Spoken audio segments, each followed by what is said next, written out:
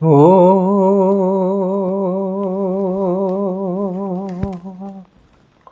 ନାରାୟଣଂ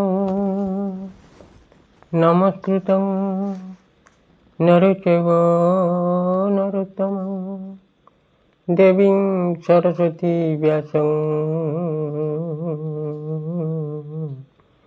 ତତ୍ ଜୟ ମୁଦ୍ରେ ବେଦେ ରାମାୟଣେ ଚୈବ ପୁରାଣେ ଭାରତେ ତଥା आदौ चान्ते च मध्ये च हरिसर्वत्र गीयते नमामि रामं रघुवंशमोक्षं नमामि रामं शूरकल्पवृक्षं नमामि रामं कमलायताक्षं नमामि रामं रघुनन्दनाख्यं श्रीराम जय जय राम जय रघुनन्दन जय घनश्याम भक्तवत्सल भगवान की जय मर्यादा पुरुष राम नारायण की जय जंकटवासिनी माँ शारदा की जय मोर प्रिय भक्त मानू जय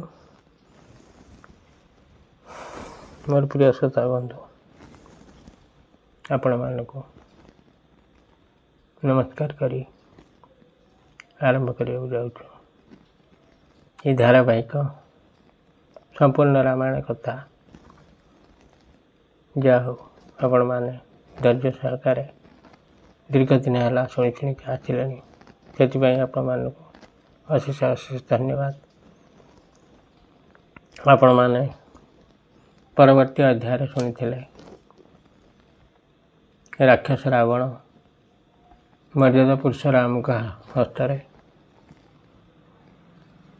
मरिबा परे तांको अंत्येष्ट क्रिया विभीषण कले मर्यादा पुरुष राम लक्ष्मण आउ बानर मान को पठे सुग्रीव को पठे विभीषण को राज्याभिषेक कले लंकार विभीषण राजा हेले ता परवर्ती समय जनक नंदिनी माँ सीता निकट को पठेले जनक नंदिनी सीता माँ बहुत खुशी रे मर्यादा पुरुष राम को पाखक आसुचंती जो राक्षस माने जगी थिले माँ जनक नंदिनी सीता को हैरान करथुले से ही राक्षस माने आज विपरीत से माने सीता माँ को सेवा करते एमती भी प्रिय श्रोता बंधु समय आसे समय नहीं आपन को कौटी ना कौटी पहुँचे दे पारे से समय बहुत बलवान से समय आम उद्धार पाइबा आम ये धारावाहिक रामायण कथा श्रवण करवा एथिरे बहु पुण्य अर्जन हब पुण्य अर्जनर मुख्य कारण आम सत्य धर्म रक्षा करवा यदि आम संपूर्ण सत्य रक्षा कले धर्म चलिले जीवा दरकार नहीं मंदिर मस्जिद आम ठाकुर को जीवा पाखक जीवा दरकार नहीं ठाकुर आम सब आम पाखापाखि अच्छा ये कथा विश्वास करी आपण मैंने ये धारावाहिक रामायण श्रवण करंतु जदि भल लगे टे सब्सक्राइब करंतु लाइक टे करंतु କଥା ରହିଛି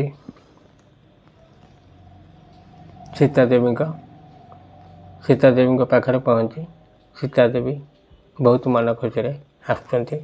ଆଜି ଆପଣ ଶୁଣିବେ ସୀତାଦେବୀଙ୍କ ଅଗ୍ନି ପରୀକ୍ଷା ବିଷୟରେ। ବହୁ ପ୍ରକାର ଭୂଷଣ ପହିରାଏ, ଶିବିକାରୁ ଚିର ସାଜି ପୁନି ପୁନି ଲାଏ। ତାପର ହରଷି ଚଢ଼ି ବଇ ଦେଇ, ସୁମିରି ରାମ ସୁଖ ଧାମ ସନେଇ। ଶ୍ରୀରାମ ଜୟ ରାମ ଜୟ ଜୟ ରାମ, ଜୟ ରଘୁନନ୍ଦନ ଜୟ ଘନଶ୍ୟାମ। ଭକ୍ତବତ୍ସଳ ଭଗବାନ କି ଜୟ। ଜନକନନ୍ଦିନୀ ସୀତାଦେବୀଙ୍କୁ ବିଭିନ୍ନ ଅଳଙ୍କାର ପିନ୍ଧାଇ ଦେଇ ତାଙ୍କ ପାଇଁ ଗୋଟିଏ ସୁନ୍ଦର ପାଲିଙ୍କି ସଜେଇ ନେଇ ଆସିଲେ। ରାବଣ ରାଜବାଟରେ କ'ଣ ବା ନାହିଁ। ଶିବିକା ଅର୍ଥ ହେଲା ପାଲିଙ୍କି। ମା ସୀତା ଅତି ଆନନ୍ଦିତ ହୋଇ ସେଇ ମର୍ଯ୍ୟାଦା ପୁରୁଷ ରାମ ସୁଖ ନିଧାନ ପ୍ରିୟତମ ଶ୍ରୀରାମଙ୍କୁ ସ୍ମରଣ କରି ଆନନ୍ଦିତ ମନରେ ସେଇ ପାଲିଙ୍କିରେ ବସିଲେ।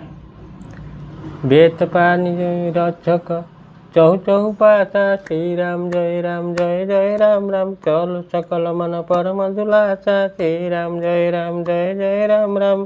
ଦେଖନ ଭାଲୁ କିସ ସବ ଆଏ, ରକ୍ଷକ को पिनिवार न धाये। श्रीराम जय राम जय रघुनंदन जय घनश्याम। भक्तवत्सल भगवान की जय। रक्षक माने हाथरे बेत धरी पालिंकी पाखे पाखे चलिले। समस्त मनरे परम उल्लास अत्यंत आनंद बढ़ी जाए। तांकु दर्शन करने निमंते भालू और बानर माने आसबारू रक्षक माने क्रोध पर होई से अटकैया धाइले। क्या देखने टे भल टे दर्शन करेंगे। कह रघुवीर कहा मम मानहु, सीतई सखा पया दया नहु। श्रीराम जय राम जय रघुनंदन जय घनश्याम। देखऊ कपि जननी की नाई, बिहसी कहा रघुनाथ गोसाई। भक्तवत्सल भगवान की जय। मर्यादा पुरुष राम मृदु मृदु अल्प अल्प हसी कहले, सखा विभीषण मो कथा मान, सीता को पादरे चली चलिकी आण। ताहले बानर माने माँ को देखला परी ताकू देखिपारे। सुनी प्रभु बचन भालू कपिहर से, नभते सुरन सुमन बहुहर से। सीता प्रथम लमौराखी, प्रगट किनी चह अंतर साखी। श्रीराम जय राम जय राम जय रघुनंदन जय घनश्याम। भक्तवत्सल भगवान की जय। प्रभु को वचन शुणी भालू और बानर माने अत्यंत आनंदित हो गले।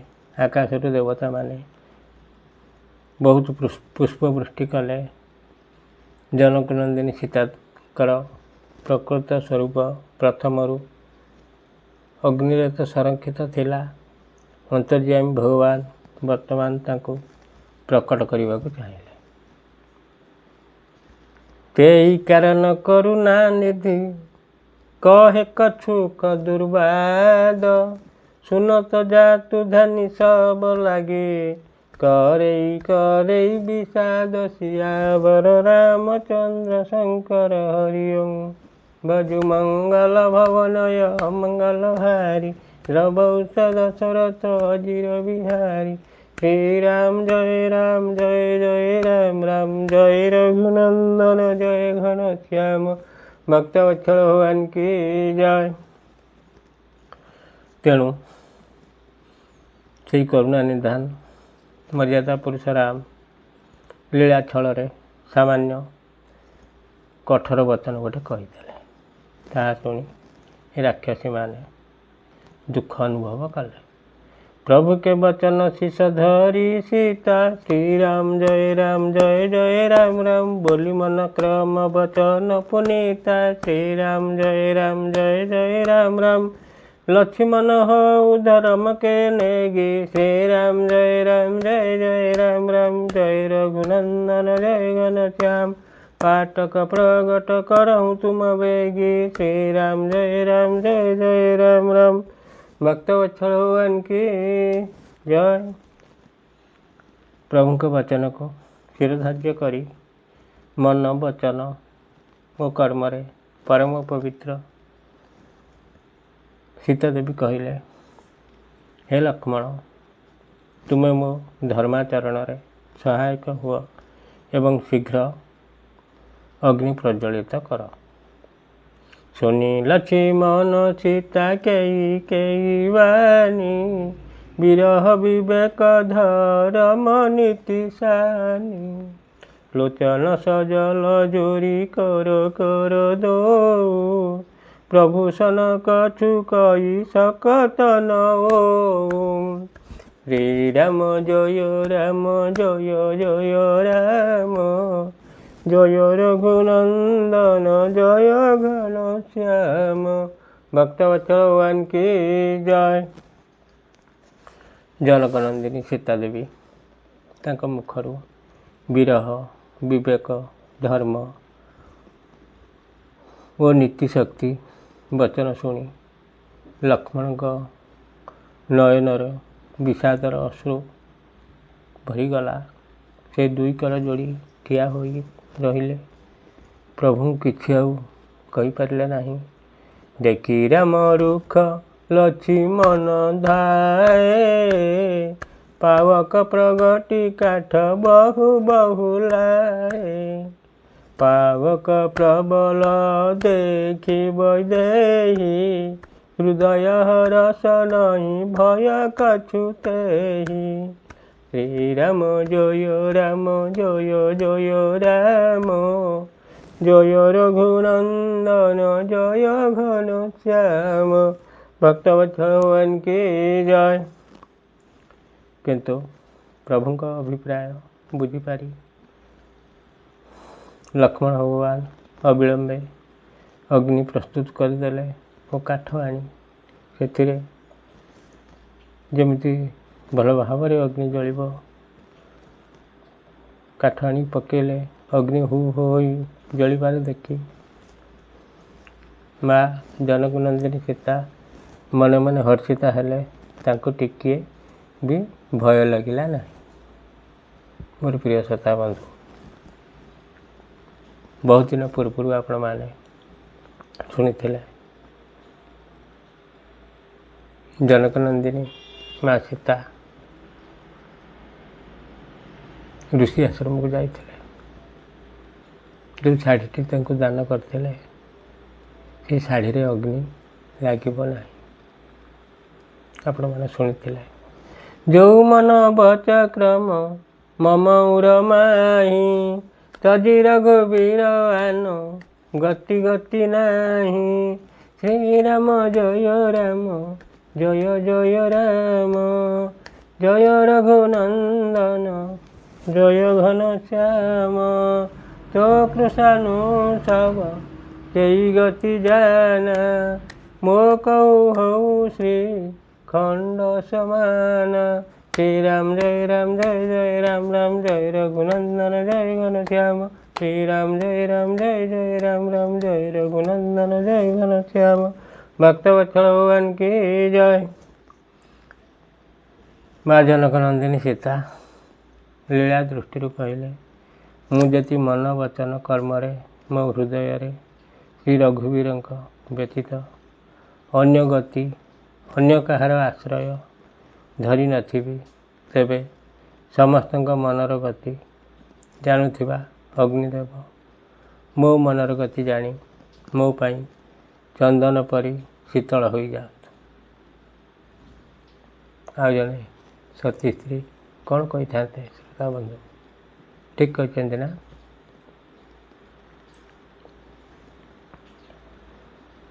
ପ୍ରଭୁ ମର୍ଯ୍ୟାଦା ପୁରୁଷ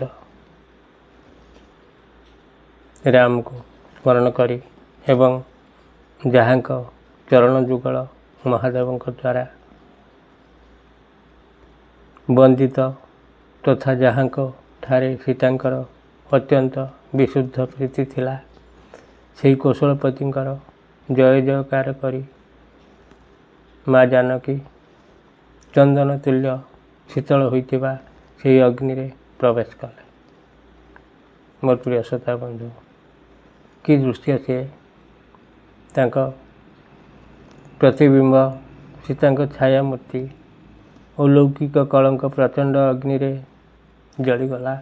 ପ୍ରଭୁଙ୍କର ଏହି ରହସ୍ୟମୟ ଚରିତ କେହି ଜାଣିପାରିଲେ ନାହିଁ। ଦେବତା, ମୁନି ଋଷି ଓ ସିଦ୍ଧଗଣ ସମସ୍ତେ ଆକାଶରେ ଠିଆ ହୋଇ ଏହି ଦୃଶ୍ୟ ଦେଖୁଥାନ୍ତି। ଧରି ରୂପ ପାୱକ ପାନି କହି ଶ୍ରୀ ସତ୍ୟ ଶ୍ରୁତି ଜଗ ବିଦିତ ଯୋ ଜିମି କ୍ଷର ସାଗର ଇନ୍ଦିରା ରାମହି ସମର୍ପିୟାନି ସୋ ରାମ ବାମ ବିଭାଗ ରାଜତି ରୁଚିରତି ଶୋଭା ବୋଲି ନବ ନୀଳ ନିରଜ ନିକଟ ମାନହୁ ଜନକ ପଙ୍କଜ କି କଲି ୟାବର ରାମଚନ୍ଦ୍ର ଶଙ୍କର ହରିଓ ଭଜୁ ମଙ୍ଗଳ ଭବନୟ ମଙ୍ଗଳ ହାରି ଦ୍ରବୌଷଧ ଶରତ ଅଜିର ବିହାରୀ ଶ୍ରୀରାମ ଜୟ ଜୟ ରାମ ରାମ ଜୟ ରଘୁନନ୍ଦନ ଜୟ ଘନଶ୍ୟାମ ଭକ୍ତ ବତ୍ସଳବାନ କି ଜୟ। ସମସ୍ତେ ଦେଖିଲେ ଅଗ୍ନିଦେବ ଶରୀର ଧାରଣ କରି ପ୍ରକଟ ହୋଇଗଲେ ଏବଂ ବେଦରେ ଓ ଜଗତରେ ପ୍ରସିଦ୍ଧ ପ୍ରକୃତ ସୀତାଙ୍କୁ ଆଣି ଶ୍ରୀରାମଙ୍କ ହାତରେ ଠିକ୍ ସେହିପରି ସମର୍ପଣ କରିଦେଲେ, ଯେପରି ସ୍ୱୟଂ କ୍ଷୀରସାଗର ଲକ୍ଷ୍ମୀଙ୍କୁ ଆଣି ଭଗବାନ ବିଷ୍ଣୁଙ୍କୁ ସମର୍ପଣ କରିଥିଲେ। ସେହି ସୀତା ଶ୍ରୀରାମଙ୍କ ବାମ ଭାଗରେ ବିରାଜିତା ହେଲେ। ତାଙ୍କର ଶୋଭା ଅତ୍ୟନ୍ତ ମନୋହର ହୋଇଥାଏ। ମନେ ହେଉଥାଏ ସତେ ଯେପରି ସତ୍ୟ ପ୍ରସ୍ଫୁଟିତ ନୀଳକମଳ ପାର୍ଶ୍ୱରେ ସ୍ୱର୍ଣ୍ଣକମଳ କଳିକା ଶୋଭା ପାଉଛି ସେହିଭଳି। ବରଷଇ ସୁମନ ହରଷି ସୁର ବାଜହି ଗଗନ ନିଶାନ ଗାୱଇ କିନ୍ନର ସୁର ବଧୂ ନାଚଇ ଚଢ଼ି ବିମାନ ସିୟାବର ରାମଚନ୍ଦ୍ର ଶଙ୍କର ହରିଓ ଭଜୁ ମଙ୍ଗଳ ଭବନୟ ମଙ୍ଗଳ ହାରି ଦ୍ରବୌଷଧ ଶରତ ଅଜିର ବିହାରୀ ଶ୍ରୀରାମ ଜୟ ରାମ ରାମ ଜୟ ରଘୁନନ୍ଦନ ଜୟ ଘନଶ୍ୟାମ ଭକ୍ତ ବତ୍ସଳ ଭଗବାନ କି ଜୟ। ଦେବଗଣମାନେ ହର୍ଷିତ ହୋଇ ପୁଷ୍ପବୃଷ୍ଟି କଲେ। ଆକାଶରେ ଦୁନ୍ଦୁଭି ବାଜିବାକୁ ଲାଗିଲା। କିନ୍ନରମାନେ ଗୀତ ଗାଇଲେ। ବିମାନରେ ଚଢ଼ି ଅପ୍ସରାମାନେ ନୃତ୍ୟ କରିବାକୁ ଲାଗିଲେ। କି ଅପୂର୍ବ ଦୃଶ୍ୟ, କି ଅପୂର୍ବ କଥା! ମୋର ପ୍ରିୟ ଶ୍ରୋତା ବନ୍ଧୁ, ଆପଣମାନେ ଶୁଣି ଆସୁଛନ୍ତି, କ'ଣ ଲାଗୁଛି? ଆପଣମାନେ ହୃଦବୋଧ କରୁଥିବେ। ପୁଣି ଶାସ୍ତ୍ରମାନେ ମତ ଦିଅନ୍ତି ସୀତା ଦେବୀ, ଅରିଜିନାଲ ସୀତା ଦେବୀ ଆସିନଥିଲେ, ତାଙ୍କ ଜେରକ୍ସ କପି ଆସିଥିଲା। ଏକଥା ଶାସ୍ତ୍ର ପ୍ରମାଣ ଦିଅନ୍ତି। ଅନ୍ୟ ରାମାୟଣରେ ଏକଥା ମଧ୍ୟ ଅଛନ୍ତି। ଆପଣମାନେ କିପରି ଗ୍ରହଣ କରିବେ? ଆପଣମାନେ ଜାଣନ୍ତି, କାହିଁକିନା ସିଏ ସ୍ୱୟଂ ଲକ୍ଷ୍ମୀ ଠାକୁରାଣୀ। ଇଏ ସବୁ ଡ୍ରାମାରେ ସବୁ ହେଇଗଲା। ତାଙ୍କ ଦେହ କିଏ ଛୁଇଁବ? ଛୁଇଁଲେ ଭସ୍ମ ହେଇଯିବ। ଯାହା ହଉ ଇଏ ଶାସ୍ତ୍ର କଥା ଅବମାନନା କରିହେବନି। ଏଣୁ ବିଭିନ୍ନ କବିମାନେ ବିଭିନ୍ନ ପ୍ରକାରର ଲେଖିଛନ୍ତି। ଆଉ ମଧ୍ୟ କବିମାନେ ଲେଖିଛନ୍ତି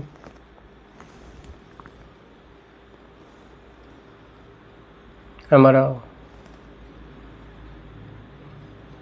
ସମୁଦ୍ରରେ ସେତୁ ବନ୍ଧା ହେଇଛି କିନ୍ତୁ ରାବଣ ପ୍ରତିଷ୍ଠା କରିବାକୁ ଆସିନି। କିନ୍ତୁ କିଛି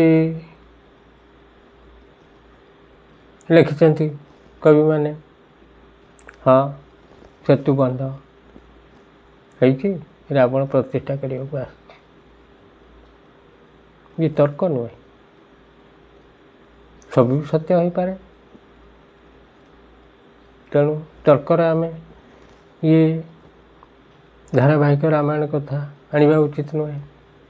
ତର୍କ ଆଣିଲେ ତ ଆମର ସନ୍ଦେହଜାତ ହେବ। ଆକୁ ଯଦି ସନ୍ଦେହ କରିବା,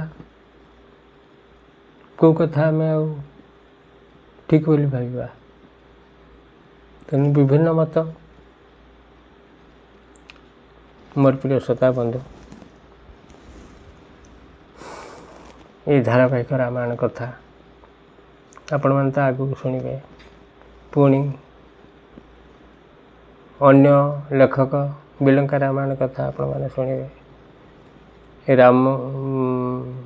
ଆମର ଅଭିଷେକ ପରେ ଅଯୋଧ୍ୟା ଯିବା ପରେ ତାପରେ ତ ସୀତା ପାତାଳଗାମୀ ହେବେ। ସେତିକିରେ ବି ରାମାୟଣ କଥା ସରୁନାହିଁ। ପୁଣି ଆପଣମାନେ ଅନ୍ୟ ଲେଖକଙ୍କ କଥା ଶୁଣିବେ। ଏଣୁ ଆପଣମାନଙ୍କୁ ଅନୁରୋଧ, ଯାହା ହଉ ଆମେ ତ ସେ ଯୋଉ ରାମ ହୁଅନ୍ତୁ ଯୋଉ ରାବଣ ହଉ, ଆମେ ତ ଟିକେ ରାମ ନାମ ଧରିବା କଥା ଆମେ ଧରିବା। ଆମର ସନ୍ଦେହରେ କ'ଣ ଅଛି? ଯେକୌଣସି ରାମ ନାମ ଶୁଣିଲେ ତ ମୁକ୍ତି ଅନିବାର୍ଯ୍ୟ। ଆମର କର୍ମ ହେଲା ଆମେ ରାମ ନାମ ସକାଳେ ସନ୍ଧ୍ୟା 2 ଥର ଶୁଣିବା। ଶୁଣିଲେ ମନ ପବିତ୍ର ହେବ, ଆଉ ସବୁକିଛି ପବିତ୍ର ହେଇଯିବ। ସଂସ୍କାର ବି ଯଦି ଖରାପ ସଂସ୍କାର ଥାଏ ସେ ଭଲ ଆଡ଼କୁ ଗତି କରିବ। ଯଦି ମିଥ୍ୟାବାଦୀ ହେଇଥିବେ ତାହେଲେ ସତ୍ୟ ଉପରକୁ ନଜର ଆସିବ। ଆମେ ଯଦି ବଦଳିଲେ ଆମ ପିଲାମାନେ ବଦଳିବେ, ପିଲାମାନେ ବଦଳୁ ପରିବାର ବଦଳିବ, ସତ୍ୟ ଆସିଯିବ। ସତ୍ୟ ଧର୍ମ ହେଉଛି ବଡ଼ ଧର୍ମ। ସଂସ୍କାର ହେଲା ବହୁତ ମହାନ କାର୍ଯ୍ୟ। ସଂସ୍କାର ଅଛି ତ ସବୁ ଅଛି, ସତ୍ୟ ଧର୍ମ ଅଛି ତ ସବୁ ଅଛି। ତେଣୁ ଆମେମାନେ ସତ୍ୟ ପାଳିବା, ଅସତ୍ୟ କାର୍ଯ୍ୟ କରିବା ନାହିଁ, ଧର୍ମ ପଥରେ ଯିବା। ରାମାୟଣ କଥା ହେଉ, କୃଷ୍ଣ ଭଗବାନଙ୍କ କଥା ହେଉ, ଜଗନ୍ନାଥଙ୍କ କଥା ହେଉ, ଶ୍ରବଣ କରିବା। ସବୁ କଲେ ବି ଆହୁରି ଭଲ କଥା, ଯୁଗ ଉପଯୋଗୀ। ଶ୍ରବଣ କରିବା ପରେ ଆମେ ଟିକେ ସବସ୍କ୍ରାଇବ୍ କରିବା, ଲାଇକ୍ ଟିକେ କରିବା। ମୋର ପ୍ରିୟ ଶ୍ରୋତା ବନ୍ଧୁ, ଆଜି ଏତିକିରେ ଥାଉ। ପୁଣି ଆପଣମାନେ ଆଗାମୀ ଅଧ୍ୟାୟରେ ଶୁଣିବେ। ଏତିକିରୁ ସେଇ ରାମଙ୍କ କଥା ରଖି ବିଦାୟ ନେବା। ହେ ରାମନାରାୟଣ ଆପଣମାନଙ୍କର ତଥା ଏ ବିଶ୍ୱର ଯେତେ ନରନାରୀ ପିଲାବାଳକ ମୋର ଗୁରୁଜନ ଅଛନ୍ତି, ମୋର ପ୍ରିୟ ଶ୍ରୋତା ବନ୍ଧୁ ଯେତେ ଅଛନ୍ତି, ସମସ୍ତଙ୍କର ସେ ରାମନାରାୟଣ ମଙ୍ଗଳ କରନ୍ତୁ, ଭଲ ରଖନ୍ତୁ। ଏତିକି କହି ସେ ରାମନାରାୟଣଙ୍କୁ ନିବେଦନ କରି ମୋର ପ୍ରିୟ ଶ୍ରୋତା ବନ୍ଧୁମାନଙ୍କୁ କୋଟି କୋଟି ନମସ୍କାର କରି, ସେ ରାମନାରାୟଣଙ୍କୁ ନମସ୍କାର କରି, ଶଙ୍କରବାସିନୀ ମା ଶାରଳାଙ୍କୁ ନମସ୍କାର କରି, 33 କୋଟି ଦେବତାଙ୍କୁ ନମସ୍କାର କରି ବିଦାୟ ନେଉଛି। ଜୟ ଶ୍ରୀରାମ।